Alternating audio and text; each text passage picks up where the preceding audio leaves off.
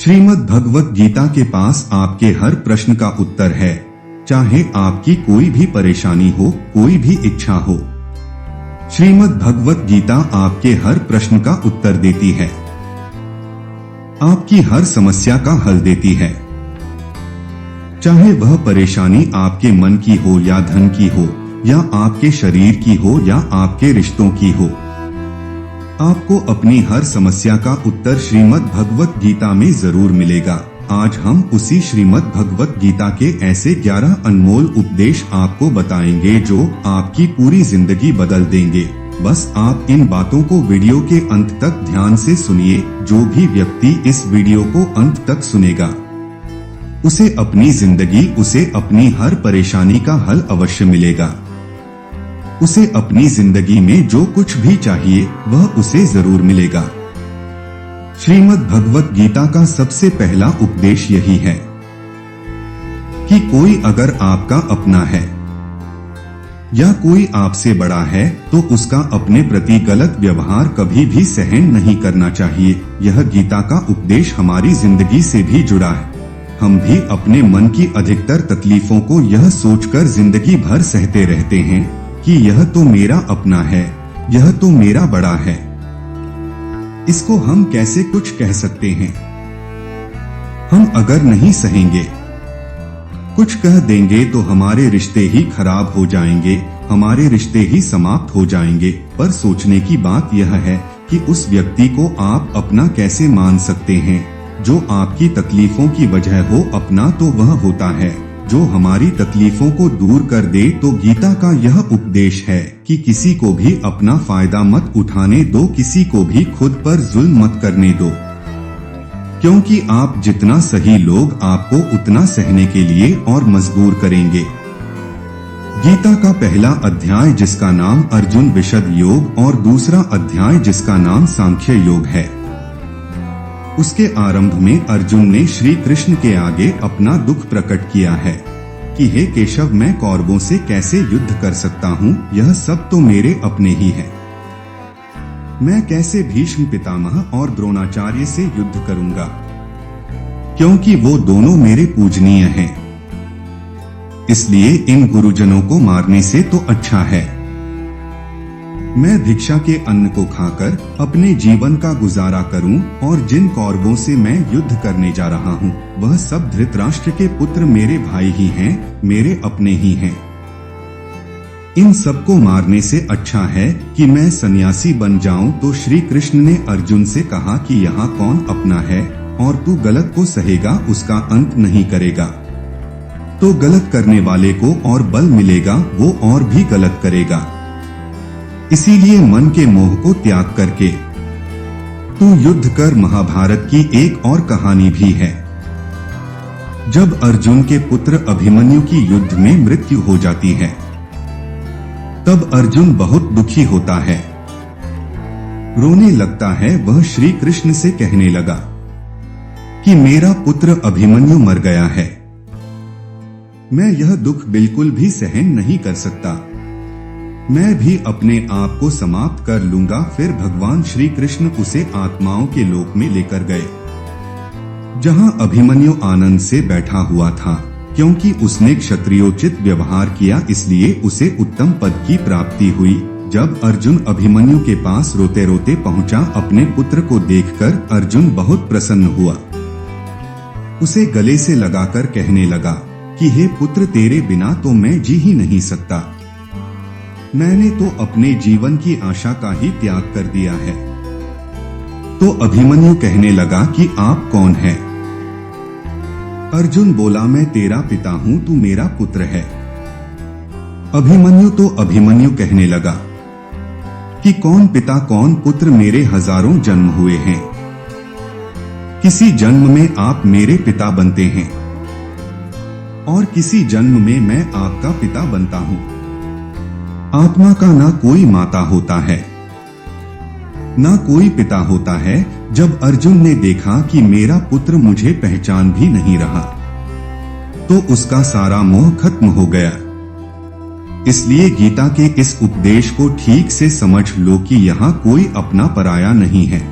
जो बुरे वक्त में, तकलीफ के वक्त में हमारा साथ दे, सिर्फ वही हमारा अपना है, बाकी सब पराये हैं। गीता का दूसरा उपदेश यह है कि जो चला गया है कभी उसका दुख मत करो, और जो आने वाला है उसकी बिल्कुल भी चिंता मत करो। जब महाभारत का युद्ध चल रहा था तब अर्जुन ने श्री कृष्ण से कहा कि अगर यह युद्ध हुआ तो करोड़ों लोग मारे जाएंगे, जो सैनिक और योद्धा इस युद्ध में मारे जाएंगे, उनकी स्त्रियों का क्या होगा, समाज कैसे आगे बढ़ेगा, और भी बहुत सी बातें अर्जुन ने विस्तार से कही हैं।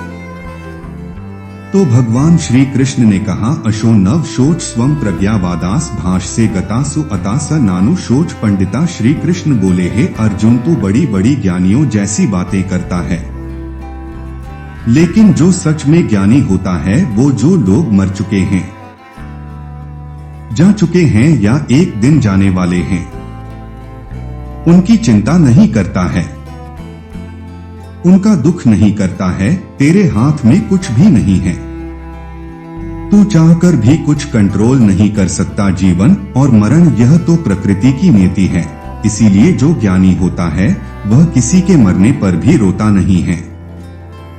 ज्ञानी जन ना ही बीते हुए कल का शोक करते हैं और ना ही आने वाले कल की चिंता करते हैं। इसीलिए जो होने वाला है वह होकर ही रहता है, और जो नहीं होने वाला है वह कभी नहीं होगा। ऐसा निश्चय जिसको समझ में आ जाता है, जिसकी बुद्धि में आ जाता है, उसे कभी कोई चिंता नहीं सताती, कोई दुख नहीं सताता। हमारे सारे दुखों का कारण ही यही है। या तो हम जो वक्त गुजर चुका है उसे सोच सोच कर परेशान होते रहते हैं, यहाँ भविष्य की चिंता कर करके खुद को बीमार कर देते हैं, नष्ट कर देते हैं। गीता का ज्ञान हमें यही सिखाता है कि ना तो हम बीता हुआ कल बदल सकते हैं और ना ही आने वाले कल पर कंट्रोल कर सकते हैं। हमारे हाथ में सिर्फ वर्तमान है, सिर्फ आज का ही पल है। हमारा 98 पर तनाव और चिंताएं भूतकाल और भविष्य काल के बारे में सोचते रहने से होता है। हमेशा उसी में ही जीते रहते हैं, मगर वर्तमान में कभी नहीं जीते, इस पल को कभी नहीं जीते। जब आप वर्तमान का पूरा आनंद लेना सीख जाओगे तभी आपकी जिंदगी से तनाव कम होगा, चिंताएं खत्म होगी। वर्तमान में जीना एक बहुत बड़ी उपलब्धि है। हमारे हाथ में भी सिर्फ आज का ही पल है। हमें जो भी करना है आज ही करना है। कभी भी यह सोचकर समय को नष्ट नहीं करना चाहिए कि अभी मेरे पास बहुत समय बचा है। एक गुरुजी ने अपने एक शिष्य को पारस का पत्थर दिया। उनका वह शिष्य बहुत आलसी था, हर काम को कल पे टाल देता था। तो गुरुजी ने उसे कहा कि मैं तुझे यह पारस पत्थर दे रहा हूँ। इस पारस पत्थर से जब तू लोहे को स्पर्श कराएगा तो वह लोहा स्वर्ण बन जाएगा, सोना बन जाएगा, और यह पारस पत्थर मैं तुझे 1 महीने के लिए दे रहा हूँ। जब 1 महीना समाप्त हो जाएगा तब मैं तुझसे यह पत्थर वापस ले लूंगा, तब तक तू इस पत्थर को अपने पास ही रख। गुरुजी का वह शिष्य बाजार में लोहा खरीदने के लिए गया। जब बाजार में वह लोहा खरीदने पहुंचा तो उसे लोहे का वह रेट बहुत महंगा लगा। उसने कहा थोड़ी दिन रुक के ले लूंगा जब लोहे का रेट कम हो जाएगा, पर उसकी बुद्धि में यह बिल्कुल नहीं आया कि इस लोहे को मैं सोना बनाकर बहुत अधिक धन बना सकता हूँ। लेकिन उसके मन की सुस्ती, उसके मन का आलस्य, उसकी वजह से उसने उस काम को कल पे टाल दिया। ऐसे ही करते करते पूरा महीना समाप्त हो गया। फिर गुरुजी उस शिष्य के पास आ पहुँचे कि बताओ तुमने कितना सोना बनाया। शिष्य बोला कि मैंने तो अभी सोना बनाना शुरू भी नहीं किया। तो गुरुजी ने कहा मुझे मेरा वह पारस पत्थर वापस चाहिए। शिष्य बोला कि नहीं, मुझे थोड़ा वक्त दीजिए, मैं थोड़ा सोना बनाना चाहता हूँ। गुरुजी ने कहा ये पारस पत्थर पूरा 1 महीना तेरे पास था पर तू कुछ नहीं कर पाया, लेकिन अब समय समाप्त हो चुका है। ऐसे ही यह हमारा जीवन है, हमारी जिंदगी है, और यह समय ही पारस पत्थर है। हम समय के एक एक पल से अपने जीवन को सोना बना सकते हैं, लेकिन हमें यह लगता है कि हमारे पास बहुत समय बचा, चाहे एक दिन जिंदगी को जी लेंगे, एक दिन जिंदगी में खुश हो जाएंगे, लेकिन वह दिन कभी नहीं आता और हम जिंदगी भर भागते रहते हैं, चिंता करते रहते हैं, दुखी होते रहते हैं, लेकिन जिंदगी को जीना, खुश रहना हम भूल जाते हैं। इसलिए गीता का ज्ञान हमें यह सिखाता है कि आप आज में जीना सीखो, इस पल में जीना सीखो। गीता का तीसरा उपदेश यह है कि मौत से डरना बिल्कुल व्यर्थ है। श्री कृष्ण ने गीता में कहा है, यह संसार मृत्यु लोक है, जिसका भी जन्म हुआ है वह एक दिन जरूर मर जाएगा, जिसका आरंभ हुआ है उसका अंत अवश्य होगा। हम इसे रोक नहीं सकते। जैसे हम रोज कपड़े बदलते हैं, वैसे ही हमारी आत्मा नया शरीर धारण करती है। मृत्यु सिर्फ इस जीवन का एक नया आरंभ है, इस जीवन का अंत नहीं है। आत्मा कभी नहीं मर सकती और ना ही उसे कोई मार सकता है, लेकिन मौत का डर मनुष्य को सबसे ज्यादा लगा रहता है। मौत का दुख भी इंसान को सबसे ज्यादा होता है। एक पेड़ में दो पक्षियों का जोड़ा रहता था, उन दोनों को एक दूसरे से बहुत प्रेम था। उन्होंने साथ जीने मरने की कस्में खाई थी। एक दिन वहां एक शिकारी आया और उसने एक तीर चलाकर वहां पेड़ पर बैठे मादा पक्षी को मार दिया, तो वो अकेला नर पक्षी रोने लगा कि मैं तुम्हारे बिना कैसे जी पाऊंगा, तुम्हारी जगह मेरी मृत्यु आ जाती, मेरा जीवन तुमको मिल जाता। वो रो रो के बहुत विलाप करने लगा। इतने में ही उस शिकारी ने दूसरा तीर चलाया और उस नर पक्षी को भी मार दिया। वास्तविकता में यह कहानी हमारी ही है। हम भी रोते रहते हैं जब कोई मरता है तो, लेकिन हमें यह नहीं पता कि एक ना एक दिन हमारा भी जीवन समाप्त हो जाएगा। हम भी उसी मृत्यु के पेड़ पर ही बैठे हैं, लेकिन शरीर का मिटना हमारा अंत नहीं है। श्री कृष्ण ने अर्जुन से कहा कि हे अर्जुन, तेरे और मेरे अनंत जन्म हुए हैं, तुझे कुछ भी याद नहीं है, लेकिन मुझे सब याद है। जो व्यक्ति इस सत्य को समझ ले कि मैं यहाँ इस संसार में कुछ समय के लिए आया हूँ, उसकी जिंदगी के सारे झगड़े, सारे दुख, सारी चिंताएं ही समाप्त हो जाएंगी। जब इस संसार से जाना ही है तो दुख किस बात का। पहले के जमाने में साधु महात्मा लोग पैदल यात्रा करते थे। यात्रा करते करते वह एक नगर में पहुंचे। वह महात्मा बहुत थक चुके थे। उस नगर में उन्होंने एक महल देखा और उन्होंने उस महल में जाकर विश्राम करने का सोचा और वह महल में जाकर सो गए। जब उस महल में वहां का राजा पहुंचा तो अपने पलंग पर उस महात्मा को सोता देखकर बहुत हैरान हो गया। राजा उस महात्मा से पूछने लगा कि तुम मेरे महल में कैसे घुस आए और मेरे बिस्तर पर सो रहे हो। महात्मा कहने लगा, यह तुम्हारा महल है, मुझे तो लगा यह धर्मशाला है। तो राजा ने कहा, आपको मेरा महल धर्मशाला कैसे लगा? तो महात्मा ने राजा से प्रश्न किया कि तुमसे पहले इस महल में कौन रहता था? तो वह राजा बोला कि मुझसे पहले मेरे पिता यहाँ पर रहते थे और उससे पहले मेरे दादाजी यहाँ पर रहते थे। तो महात्मा ने फिर प्रश्न किया कि क्या तुम इस महल में हमेशा रहोगे या तुम्हारे बाद कोई और रहेगा? तो राजा कहने लगा कि मेरे बाद मेरा पुत्र इस महल में रहेगा। तो महात्मा राजा से कहने लगे कि जिस जगह पर रहने वाले बार बार बदल जाते हो उसे घर कैसे कह सकते हो? वह तो धर्मशाला ही है। इसीलिए तेरे महल को धर्मशाला समझकर मैं इसमें रात बिताने के लिए आ गया। धर्मशाला जान जग को जीव सब मेहमान है। मोह किससे मत करो, सब स्वप्न का सामान है।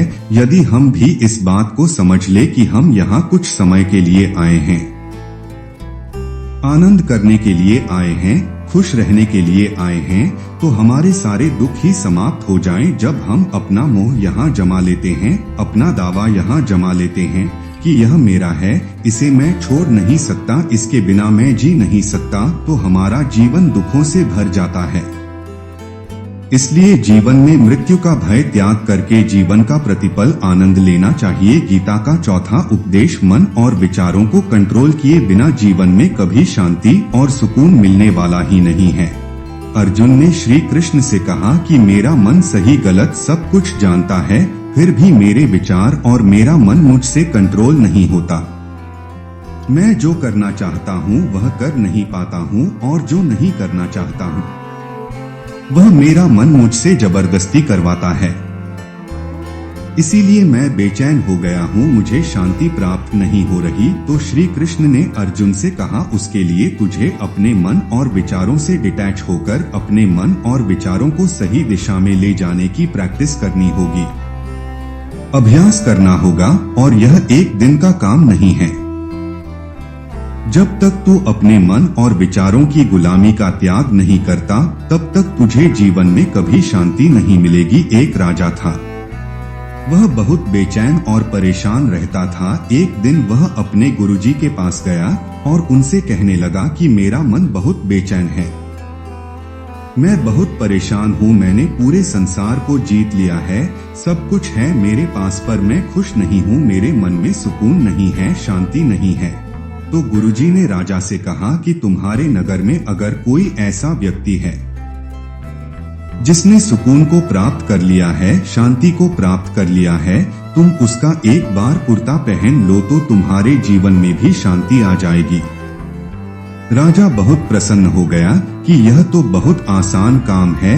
वह अपने राजमहल में आया और राजसभा में वह सबसे कहने लगा कि आप लोगों में से जो भी शांत हो चुका हो, जिसे सुकून मिल गया हो, वह अपना कुर्ता मुझे दे दे, वो बदले में जितना भी धन मांगेगा मैं उसे दे दूंगा। सब लोग एक दूसरे का मुंह देखने लगे, पैसों का लालच आया, लेकिन सबको एक दूसरे की सच्चाई पता थी, क्योंकि किसी की जिंदगी में भी शांति और सुकून नहीं था। सब अपना सर झुकाकर वहां पर खड़े हो गए। फिर उस राजा ने पूरे नगर में ढंढोरा बटा दिया कि जिसे भी शांति प्राप्त हो चुकी हो, सुकून प्राप्त हो चुका हो, वो मेरे पास आकर अपना कुर्ता दे दे, वो जितना कहेगा उसे उतना ही धन दिया जाएगा। लेकिन एक भी व्यक्ति ऐसा नहीं मिला जिसे शांति प्राप्त हो चुकी हो। वास्तविकता में जब कोई मरता है तब हम कहते हैं कि वो फलां व्यक्ति आज शांत हो गया। कभी किसी जिंदा इंसान के लिए नहीं सुना कि एक जीता जागता इंसान शांत हो गया है। राजा के सैनिक पूरे शहर में ढूंढते रहे, फिर उन्हें पेड़ के नीचे एक महात्मा तपस्या करता दिखा, जिसके चेहरे पर एक शांति थी, सुकून था। वो सैनिक उस महात्मा के पास आकर पूछने लगे कि क्या आपने शांति प्राप्त कर ली है, सुकून प्राप्त कर लिया है? महात्मा ने कहा मैं पूरी तरह से शांत हूँ। तो सैनिक उसे राजा के पास ले आए। राजा ने उस महात्मा से प्रश्न किया कि क्या आपको शांति और सुकून प्राप्त हो चुके हैं? वह महात्मा कहने लगे महाराज मैं पूरी तरह से शांत हूँ, मुझे कोई चिंता नहीं, मुझे किसी चीज की लालच नहीं, मुझे कोई इच्छा नहीं है। तो राजा भी बहुत प्रसन्न हो गए कि आखिर वह व्यक्ति मिल ही गया जिसे शांति की प्राप्ति हो चुकी है, इसे सुकून प्राप्त हो चुका है। तो राजा उस महात्मा से कहने लगे कि हे महात्मा, आप कृपया करके अपना कुर्ता मुझे दे दीजिए, बदले में आप जो मांगेंगे मैं आपको दे दूंगा। वह महात्मा कहने लगे कि महाराज सुकून और शांति तो मुझे मिल चुके हैं, लेकिन क्या करूं, मेरे पास कुर्ता ही नहीं है पहनने के लिए जो मैं आपको दे सकूं। जब राजा ने उस महात्मा की यह बात सुनी कि इस महात्मा के पास कुर्ता भी नहीं है पहनने के लिए, उसके बाद भी ये महात्मा एकदम शांत है, इसके जीवन में सुकून है। मैं सारी जिंदगी धन को जोड़ने में लगा रहा, दुनिया जीतने में लगा रहा, लेकिन मुझे शांति नहीं मिली, सुकून नहीं मिला। क्योंकि शांति और सुकून बाहर की चीज नहीं है, अपने भीतर की चीज है। इसीलिए जब तक कोई व्यक्ति अपने मन और विचारों को कंट्रोल नहीं करता तब तक उसके जीवन में सुकून और शांति नहीं आती। और गीता का उपदेश हमें यही सिखाता है कि जीवन में शांति चाहिए तो मन को शांत करना सीखो। गीता का 5वां उपदेश यह है कि वासना, क्रोध और लालच सर्वनाश का कारण है, नरक का द्वार है। जिस भी मनुष्य में ये 3 अवगुण होते हैं वो हमेशा दूसरों को दुख पहुंचाकर अपने ही सुख और स्वार्थ की पूर्ति करता रहता है। किसी भी चीज की असे ज्यादा वासना करना और क्रोधी स्वभाव होना और मन में लालच होना उसके जीवन के सुख को समाप्त कर देते हैं, उसके सारे रिश्तों में जहर भर देते हैं। इन्हें नर्क का द्वार इसीलिए कहा गया है क्योंकि जिस इंसान में अत्यधिक क्रोध है, लालच है, वासना है, उसका पूरा जीवन जहर से भर जाता है। उसको मरने के बाद नहीं जीते जी यहीं पर नर्क का दर्शन होता है। गीता का छठा उपदेश यह है कि सब भगवान एक ही है, कोई छोटा बड़ा नहीं है, सब एक परब्रह्म परमात्मा के अलग अलग रूप और नाम है। श्री कृष्ण ने गीता के 10वें अध्याय विभूति योग में बताया है कि जितने भी जगत के देवी देवता हैं वो सब मेरी ही विभूति हैं। मैं ही शिव हूँ, मैं ही इंद्र हूँ, मैं ही यक्षराज कुबेर भी हूँ, मैं ही अग्नि देव हूँ, देवताओं के गुरु बृहस्पति भी मैं हूँ, समुद्र भी मैं ही हूँ, अक्षरों में ओम भी मैं ही हूँ, काल का महाकाल भी मैं ही हूँ, सारे जगत का नाश, उत्पत्ति और पालन करने वाला भी मैं ही हूँ। श्री कृष्ण ने अर्जुन से कहा कि मेरी विभूतियों का कोई अंत नहीं है, इसलिए सब भगवान, सब नाम, सब देवता मेरे ही रूप है। इसीलिए तो किसी भी देव या ईश्वर में कभी भेद बुद्धि मत करना, कभी किसी को छोटा बड़ा मत समझना। और गीता का उपदेश हमें यह सिखाता है कभी भी किसी दूसरे के इष्ट को छोटा नहीं समझना चाहिए या इस बात पर झगड़े फसाद नहीं करने चाहिए कि कौन बड़ा है और कौन छोटा है। गीता का 7वां उपदेश यह है, सुख की इच्छा ही आखिर में हमारे दुखों का कारण बन। श्री कृष्ण ने अर्जुन से कहा कि मनुष्य जितना सुखों की लालसा और इच्छा करता है उतना ही उसकी इंद्रियां सुख भोग में आसक्त हो जाती है, उतना ही इंसान का मन संसार के सुख और आकर्षण का गुलाम बन जाता है। और जितना सुख के पीछे भागेगा उतना ही उसे दुख के अनुभव से भी गुजरना पड़ेगा, क्योंकि यह संसार का नियम ही है। जो चीजें शुरू में मन को बहुत आकर्षित करती हैं, बाद में बहुत दुख देती हैं, और जो चीजें शुरू में मुश्किल लगती हैं, कठिन लगती हैं, बाद में हमें बहुत काम आती हैं। गीता का 8वां उपदेश यह है, जो भी मनुष्य दुनिया के सारे सहारे छोड़कर सिर्फ भगवान को ही अपना सहारा मान लेता है, उसकी हर जरूरत वह ईश्वर पूरी करता है, उसकी हर प्रकार से रक्षा वो परमात्मा ही करता है। अनन्या तयो माम ये जना परपासते तेषाम नित्याभियुक्ता नाम योगक्षेम। वहाँ जो भी व्यक्ति मुझे ही अपना सहारा मानता है उसका योगक्षेम मैं वहन करता हूँ। योगक्षेम वहाँ हम अर्थात जो चीज नहीं मिली है उसकी प्राप्ति कराना, उसका नाम योग है। और जो चीज जीवन में मिली हुई है उसकी रक्षा करना, उसका नाम क्षेम है। तो श्री कृष्ण कहते हैं जो मुझ पर डिपेंड हो जाते हैं उनको जो चाहिए वो मैं जरूर देता हूँ और उनकी हर प्रकार से मैं रक्षा भी करता हूँ। गीता का 9वां उपदेश यह है कि इस संसार में हमारा कुछ भी नहीं है। गीता सार में आपने कई बार सुना होगा कि तुम्हारा क्या गया, जो तुम रोते हो तुम क्या लाए थे, जो तुमने खो दिया तुमने क्या पैदा किया, जो नष्ट हो गया तुमने जो लिया यहीं से लिया, जो कुछ भी दिया यहीं पर दिया, जो आज तुम्हारा है कल किसी और का होगा, क्योंकि परिवर्तन इस संसार का नियम है। कल तक जिसके बिना आप जी नहीं सकते थे, आज उनसे कोई रिश्ता ही नहीं है, बातचीत तक नहीं है। कहाँ गए वह जीवन भर के सारे रिश्ते, वो सारे मित्र जो साथ जीने मरने की बातें करते थे, आज पता भी नहीं कि वह लोग कहाँ चले गए। यह संसार परिवर्तनशील है, सब लोग यहाँ बदल जाते हैं, हर रिश्ता बदल जाता है।